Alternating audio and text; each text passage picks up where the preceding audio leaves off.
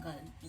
Yung Korean Dakgalbi is stir-fried chicken with cabbage and cheese. So, ito chicken, yung para siyang breast or thigh part. Yan, yung white meat siya. Tapos, ikakat mo siya into strips.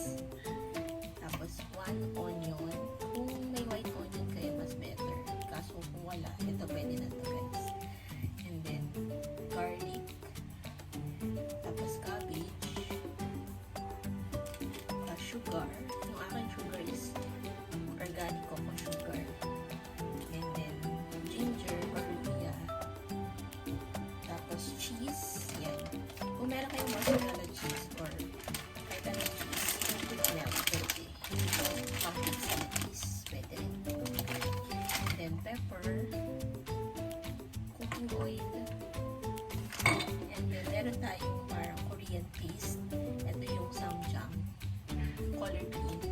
Tapos, meron tayong parang color brown is yung doenjang soybean paste. Dapat ngayon nabili ko yung redis. Hindi ko nabili siya. So, ito na lang dalawa ang gamitin natin. Tapos, bumili rin ako ng tofu. Parang pang side dish. So, una natin gagawin guys is hatiin natin yung chicken. Chicken muna. Tiny strips.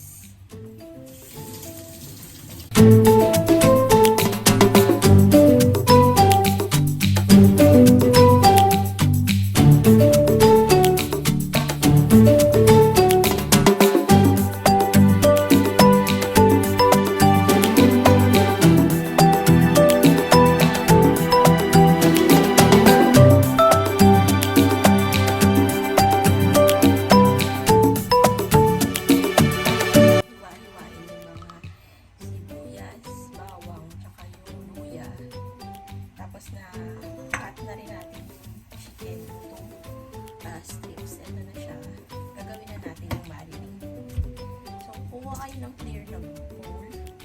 Yan.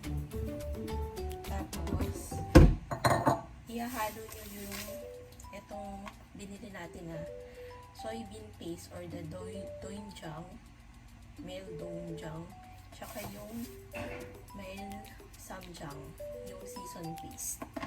So, kukuha tayo ng kutsara. So, 3 kutsara lang guys ng ganito. So, pwedeng tag-2 na lang kasi 2 naman yung paste natin. So, 2 kutsara. Muna kayo. Lagay nyo sa bowl.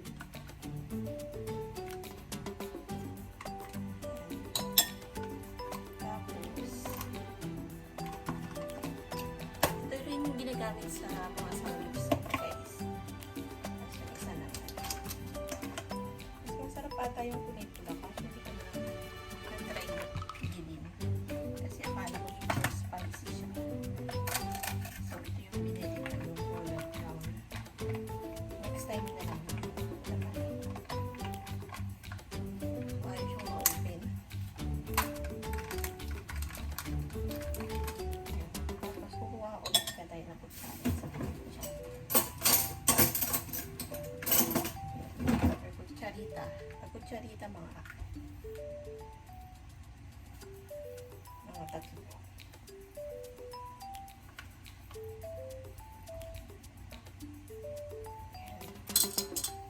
And then i-mix natin guys yung toyo or soy sauce. Meron isang kutsarang toyo.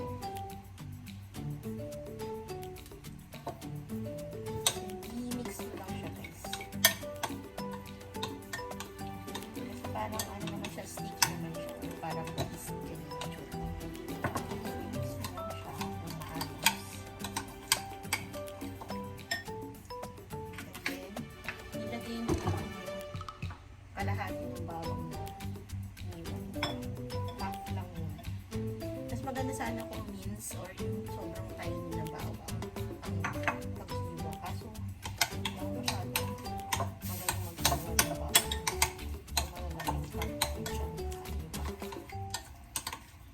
Then, lagyan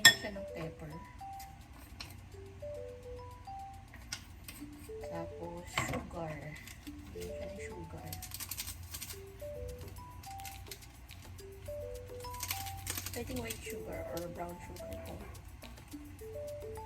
Ano yung preferred nyo?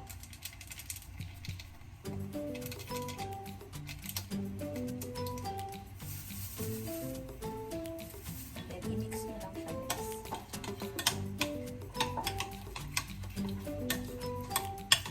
And then, lagyan nyo siya ng olive oil.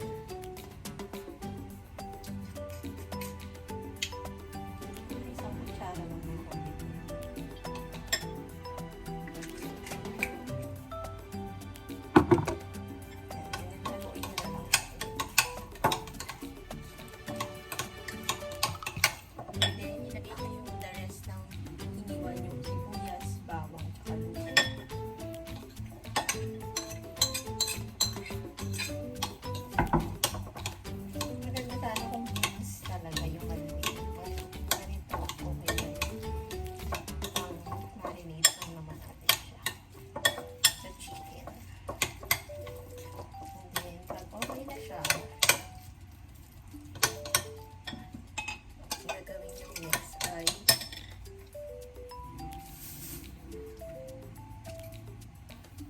Ilalagay nyo na yung chicken sa marinade. Be sure lang guys, magugas kayo kamay before and after para hindi so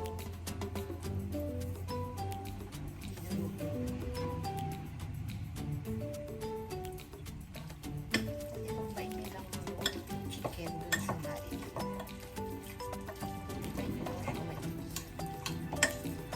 Yung mga Korean nga pala guys, kapag ito, yung sa palito na isang pizza, diretso na siya. Wala nang isa-isa sa kanila. So, kaya yung mga ganito na nila yung parang nag-flavor sa kanila. Combine nyo lang siya hanggang ma-cover yung lahat ng chicken.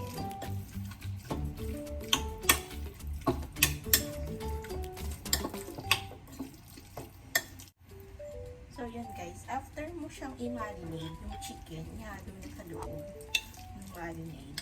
I-stay mo lang siya for about 30 minutes. And then, gagawin na lang natin muna yung cabbage.